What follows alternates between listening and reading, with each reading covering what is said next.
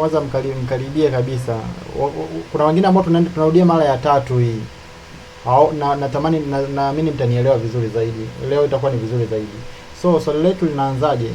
Swali letu linaanza kwa kusema kwamba write an entire C program that leads a positive integer entered by an interactive user. Kwa sasa tukienda kwa point by point kwenye hili swali ni kwamba tushapata point ya kwanza tu, amesema hapa write an entire C program that leads a positive hiyo. Kwa sasa tuna C program ambayo inatakiwa ifanye kitu cha kwanza ni hichi. Tuna copy hichi, tunaweka pembeni kwenye point. Kwa issue ya kwanza ambayo tumekuwa assigned hapa, programu yetu inabidi iwe na uwezo wa kuread positive integer entered by an interactive user. Hiyo ni point ya kwanza kwenye zile target zote ambazo tunataka tuziachieve kwenye hili swali. Then akaendelea akasema then point out all positive divisors of that integer in a column and in decreasing order. Kwa hii hapa tayari hapa tuna point nyingine like hizi fact ambazo tunabidi tuzicollect ili tujue ili ziweze kutuguide kwenye kuandika hizo kodi. Then tuna hii nyingine hii. Sasa ukiangalia point ya kwanza inasema program that leads a positive integer entered by kwanza tuplot hizo point kwanza alafu baadaye tutazichambua moja moja. Then tukaendelea kusoma swali hapa, anasema the program should allow the user to repeat this process as many times as the user like. Kwa hii hapa ni issue nyingine hii, kwamba the program, hii ni issue nyingine hii, kwamba hiyo program should allow the user to repeat this process as many times as the user likes. Then tunaendelea kuichambua hilo swali, lakini anasema sasa hapa initially. Akisema initially maana yake anamaanisha kwamba kabla yote hayajafanyika kitu cha kwanza, kwamba the program should inform the user about how the program will behave. Kwa hiyo kuna point nyingine hapa, hiyo program inatakiwa iweze kumalert user kwamba ajue what is this program all about. Hii ni point nyingine. Hii ni point nyingine. Tuko sawa? Najua mtaitikia sawa, lakini siwasikii kwa sababu mmezima mic. Ila kama unahisi hatuko sawa, unawasha mic unaongea. Then tunaendelea kuichambua swali letu. Then anasema tena then the program should prompt the user for each integer that the user wishes to enter. Okay, naomba nimkaribishe mtu mwingine hapa aliyeingia. Okay, sawa. Karibu rafiki yangu. Asante kwa kuzima mic. Naomba mic yako ibaki imezimwa hivyo hivyo, kama unisikii washa mic nikusikie. Tunaendelea na kazi. Nakusikia mkuu. Asante. Naomba uzime mic. Sasa anasema tunaendelea, anasema tena then the program should prompt the user for each integer that the user wishes to enter. Kwa hii hapa ni fact nyingine tuna collect kwenye hili swali hapa. Hii ni nyingine hii. Tunaiweka tunaweka kwenye pointi zetu hapa. Hii hapa.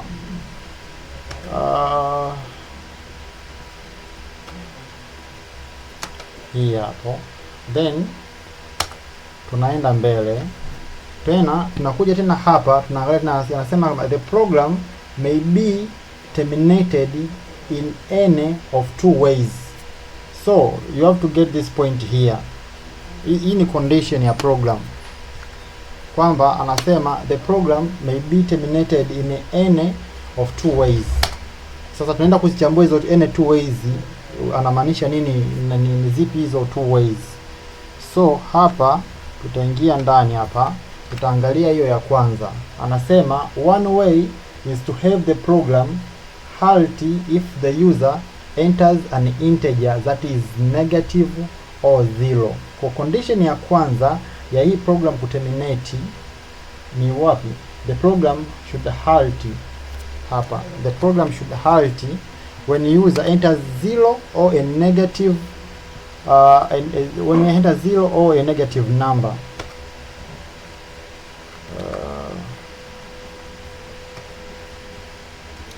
Tunaendelea.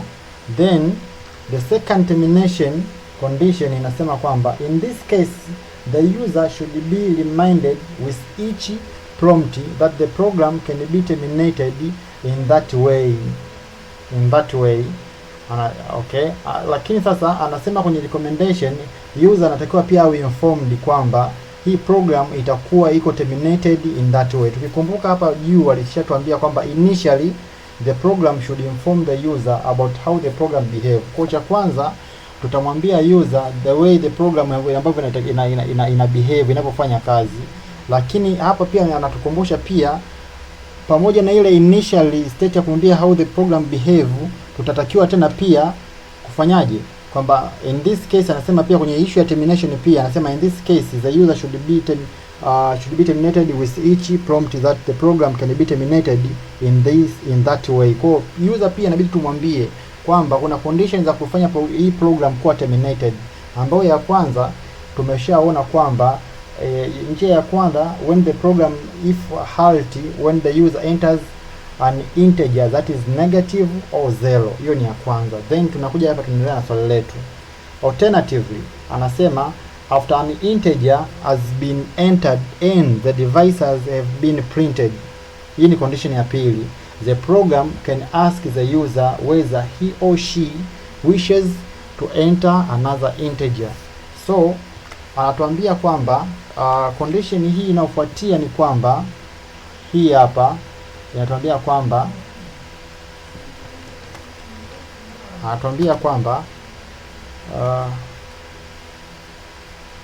naomba ni organize kwanza hizi keywords. Okay, hii ni second condition, hatuna third condition. Okay, anasema sasa second condition ya termination ya hii program kwamba after an integer has been entered and the devices have been printed, kwamba user akishaweka ile namba ya ile integer namba yake, afu ile program inabidi impe zile devices of that number. Akifanikiwa kupata zile devices of that number, manake hii program yake inakuwa imeishia pale. So program inatakiwa imuulize kama anahitaji kuendelea au la. Kama atakuwa anahitaji kuendelea atasema yes, ila kama atataka akisema no, sasa ndio condition ya pili ya kuterminate program. Kwa akisema no, tuna terminate program. Kuterminate program manake tunamaanisha kwamba itabidi program yaani kwamba anakuwa na uhitaji wa kuendelea kutumia program kwa wakati ule, kwa hiyo itabidi stop. Ila kama hatosema no wala hatoingiza hiyo negative au 0, manake program ita keep running until aseme stop au aingize hiyo negative au 0. Naamini hapo tunaelewana. Sasa point ya mwisho sasa tunamalizia hapa, anasema when the user accidentally enters a 0 or negative integer to have its devices calculated. Anasema, na nitarudia vizuri hapa tuelewe wote. When the user accidentally, anasema when the user accidentally enters a 0 or negative integer to have its devices calculated, the program should inform the user that input is unacceptable. Input is unacceptable and should allow the user to try again. Anatuambiaje? Kwamba ikitokea user akiingiza value ambayo ni 0 au negative integer, program ita terminate. Program itakapo terminate, lakini pia user ajulishwe kwamba aliingiza unacceptable input, and user should allow the user to try again. Kwa hapa tuna point nyingine hapa. Hii ni point nyingine hapa. Sema naona hii ni ndefu sana. Accidentally enters here device calculated. The program should inform the user that the input is unacceptable and allow. Sasa hii point ni ndefu sana, lakini sasa ndo point yenyewe. Hii ndo point yenyewe, tutaifikiria baadaye, tutaenda mdogo mdogo, tutafikiria baadaye namna ya kuiweka. Okay, nadhani hii tuweke namba 7 hapa. Hii I think nitakuwa naenda speed kidogo, lakini kwa sababu pia, ila kama mtu una swali naomba uniulize kabisa kabla hatujafika mbali. Washa mic, then kama unasema hujaelewa utaniuliza. Sasa